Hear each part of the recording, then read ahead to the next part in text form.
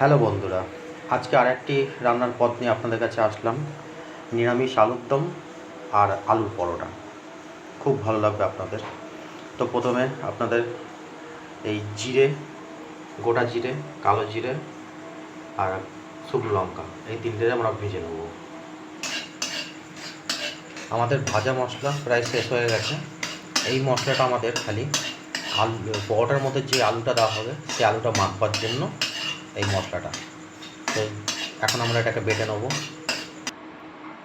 এটা আমাদের আলুর পরোটার আলুর মাখার মশলা। তো আমরা এটাকে মেখে নিচ্ছি এখন। এর মধ্যে আছে ধনেপাতা, কাঁচা লঙ্কা, আর এর মধ্যে যেটা মিক্স করে রেখেছিলাম জিরে গুঁড়ো, শুকনো লঙ্কা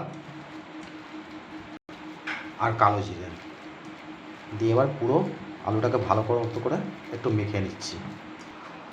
আমাদের আলু পরোটার আলু পুরো মাখা রেডি হয়ে গেছে। এবারে আমরা আলুর দমটা তৈরি করতে হবে। প্রথমে আলুর দমের জন্য একটু অল্প করে তেল দিয়ে দেওয়া হলো।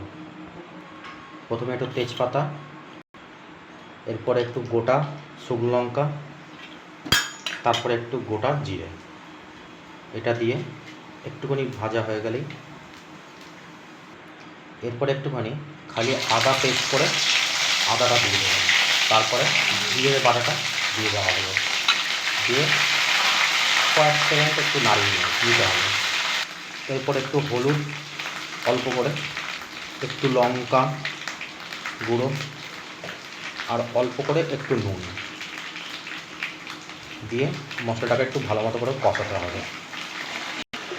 এবার অল্প করে একটুখানি চিনি দিয়ে দিন। চিনি দিলে এটার টেস্ট একটু আলাদা হয়ে যাবে। এবার আমাদের আগে থেকে সেদ্ধ করা যে আলুগুলো ছিল সেই আলুগুলোকে এবার দিয়ে দিচ্ছি, দিয়ে খানিকক্ষণ এর মধ্যে নাড়িয়ে নিতে হবে। আলুটা নাড়া হয়ে গেলে এবার একটু টমেটো সস দিয়ে আরও কিছুক্ষণ আলুটাকে একটু নাড়িয়ে নিন।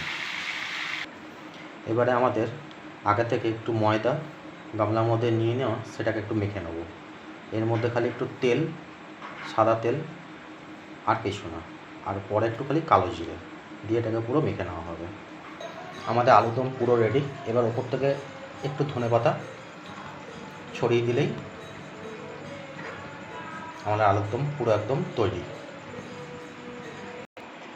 আমাদের ময়দা মাখা কমপ্লিট। এবার ময়দার মধ্যে আলুর পুরগুলো দেওয়া হবে। আমাদের আলুর পরোটা এবারে রেডি। এইরকম করে আস্তে আস্তে করে পরোটাগুলোকে ভেজে নেবেন। আমাদের আলুর দম, নিরামিষ আলুর দম আর আলুর পরোটা রেডি। তার সঙ্গে সুজি আর জিলিপিও হয়ে গেছে। বা খেয়ে দেখবেন, এরকমভাবে খুব সুন্দর লাগবে।